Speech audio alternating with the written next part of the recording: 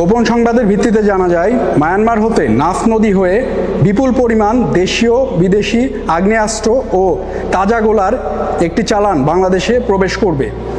প্রাপ্ত সংবাদের ভিত্তিতে আজ 20 মে 2025 তারিখ মঙ্গলবার মধ্যরাত 1টায় বাংলাদেশ কোস্টগার্ড স্টেশন টেকনাফ ও পুলিশের সমন্বয়ে টেকনাফ স্থলবন্দর সংলগ্ন 14 নম্বর ব্রিজ এলাকায় একটি বিশেষ অভিযান পরিচালনা করা হয়।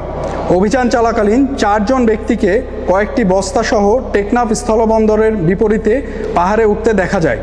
এ সময় আভিযানিক দল কর্তৃক উক্ত ব্যক্তিদের থামার সংকেত প্রদান করলে তারা দৌড়ে পাহাড়ের গহীনে পালানোর চেষ্টা করে। যৌথ বাহিনী তাদের ধাওয়া করে থামানোর উদ্দেশ্যে 7 রাউন্ড ফাঁকা ফায়ার করলে তারা অস্ত্র ও গোলাবারুদে 2টি বস্তা রেখে পাহাড়ে পালিয়ে যায়।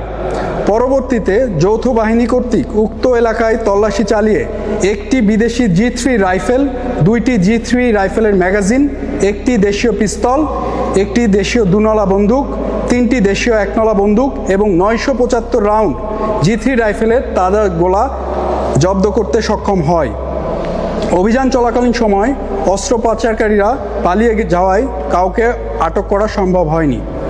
জব্দকৃত অস্ত্র, গোলাবারুদ এবং সকল আলামতের পরবর্তী আইনানুগ ব্যবস্থা গ্রহণের কার্যক্রম প্রক্রিয়াধীন রয়েছে। দেশের আইনশৃঙ্খলা পরিস্থিতি স্থিতিশীল রাখতে বাংলাদেশ কোস্টগার্ড 24 ঘন্টা টহল জারি রেখেছে, যার মাধ্যমে কোস্টগার্ডের আওতাধীন উপকূলীয় এবং নদী তীরবর্তী অঞ্চলে আইনশৃঙ্খলা পরিস্থিতি ও সকল ধরনের পাচার রোধে অনেকাংশ উন্নত হয়েছে।